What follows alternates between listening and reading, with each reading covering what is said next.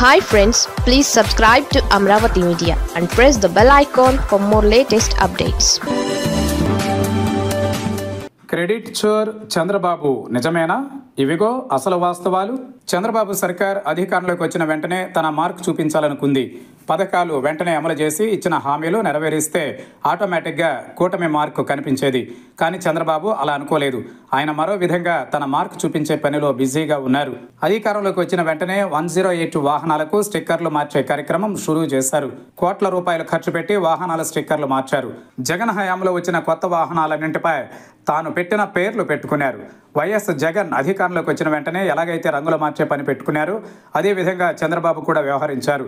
కాకపోతే అంబులెన్స్లపై స్టిక్కర్లు మార్చడంతో పాటు వాటి మరమ్మత్తు కార్యక్రమాలు కూడా చేసుంటే బాగుండేది. చాలా ప్రాంతాలలో అంబులెన్స్లు పడుకున్నాయి. ఇక గూగుల్ డేట్ సెంటర్ పై నడుస్తున్న ప్రహసనం గురించి అందరికీ తెలిసిందే. అది తమ ఘనతే అని చంద్రబాబు, లోకేష్ చెప్పుకుంటున్నారు.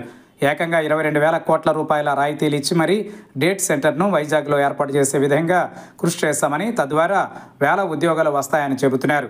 వేల ఉద్యోగాలపై ఇప్పటికే విపరీత చర్చ జరుగుతోంది. ఆ సంగతి పక్కన పెడితే గూగుల్ డేటా సెంటర్ ఆలోచన తమదేనని, తన ప్రభుత్వ హయాంలోనే దానికి బీజం పడిందంటూ జగన్ సాక్ష్యాలతో పాటు బయటకు వచ్చారు.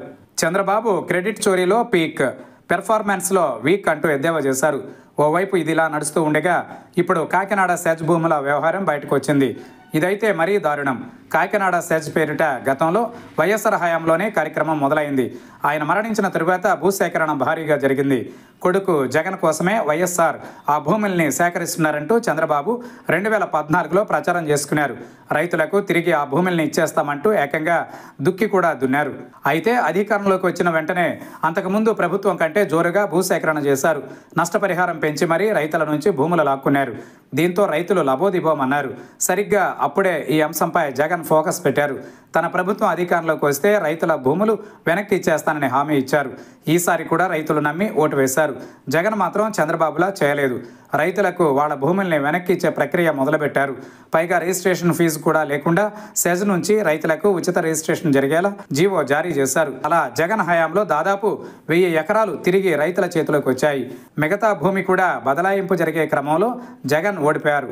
తిరిగి చంద్రబాబు వచ్చారు. ఈసారి ఆయన ఏం చేస్తారని రైతులకు ఉచిత రిజిస్ట్రేషన్ కోసం గత ప్రభుత్వం ఇచ్చిన జీవోనే కొనసాగించాలంటూ మెమో ద్వారా ఆదేశాలు జారీ చేశారు.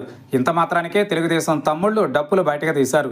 రైతులకు చంద్రబాబు ఉచితంగా భూములు ఇచ్చేస్తున్నారు, రిజిస్ట్రేషన్ ఫీజు కూడా లేదంటూ హంగామా చేశారు. ఏకంగా పాలాభిషేకాలు చేశారు.